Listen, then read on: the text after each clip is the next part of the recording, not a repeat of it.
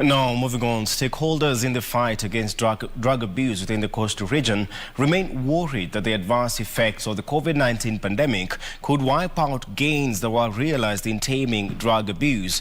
With learning suspended for most school-going children, young people in the region have turned to drug use with catastrophic consequences.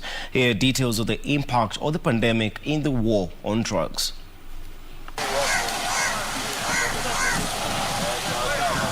Outside the Omari Project's compound in Malindi, a facility that provides preventative interventions for persons who use drugs, dozens gather. This group of people are here to collect their doses of methadone as they struggle to overcome their struggles with heroin addiction. About 1,046 people turn up at the facility each day for their daily dose, with statistics indicating that there are in excess of 2,717 active injecting drug users in Magarini and Malindi sub-counties alone. Wote hawa japokuwa na kunywa dawa na shida kama watu wa Ngomeni na Watamu, distance ni kubwa, wanatatisika kuja kuna dawa. Kuna wale pia educators wetu ambao wako kule mashinani already dealing with the PWIDs, discover some of the school children wameingilia mihadarati kwa hali ya juu. Covid-19 imekuja, umekuta crimes zimekuwa nyingi kwa sababu ukikuta hao watu ni jobless, hawana kazi. Sasa inabidi hawezi tena kumudu familia zao, inabidi wanaanza tena wanarudia zile tabia zao walikuwa wako nazo. It is a struggle that resonates with Grace Wegrimo, a recovering drug addict whose 6 years experience as a heroin addict almost cost her life. Kitu ya kwanza, utashikwa na magonjwa huko unatarajia atakupata. Kitu ya pili, utapoteza muda wako, utapoteza pesa zako, na pia trust, upande wa family, upande wa community, hawana uaminifu na wewe tena. Now on her way to full recovery, hers is a story of misgivings, but one that is painted with hope that finally she has reformed and ready to start her life anew. Lakini ukibadilika na uoneshe uaminifu, utakubalika. But for others, like Franklin Kibagendi, who suffered a relapse 3 years after quitting drugs, the struggle continues.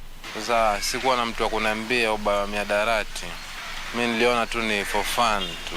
Lakini kumbe kuingia ni harusi, kutoka ni matanga. Having been introduced to the dark world of illegal drugs by his peers, the will to quit the addiction has been overpowered by the fear of the unknown. His account of the effects of heroin on his body as graphical as they are disturbing. Yo drugs ndo bibi yako, na ndo mamako, na ndo babako, na ndo dadako, na ndo ndugu yako. Yo drug. Sawa, hiyo ndo kila kitu yako. Those who inject themselves with drugs left dangerously exposed to a variety of health hazards, including possible HIV infection. We had to ensure that all those vulnerable or most at risk populations which we deal with, that is people living with HIV and other people who have got some underlying illnesses, have that accessibility of the government relief food or packages which are being given out to ensure that they are cushioned. The obtaining situation leaving stakeholders in the fight against drugs and infectious diseases worried.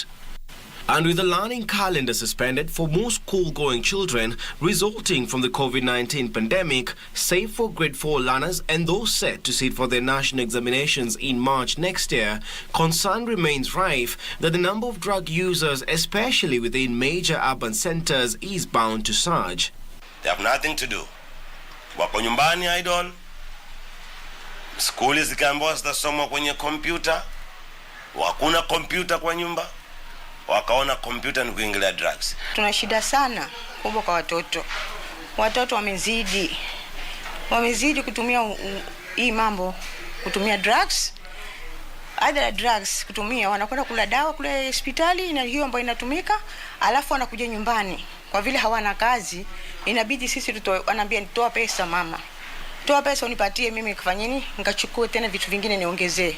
It's a situation so dire that the Kilifi County government is already putting in place elaborate strategies to address possible challenges resulting from the virus ahead of the scheduled gradual reopening of schools. It is time to go beyond just the indicative observations we've seen, to do proper mapping and surveys so that we can tie it to numbers.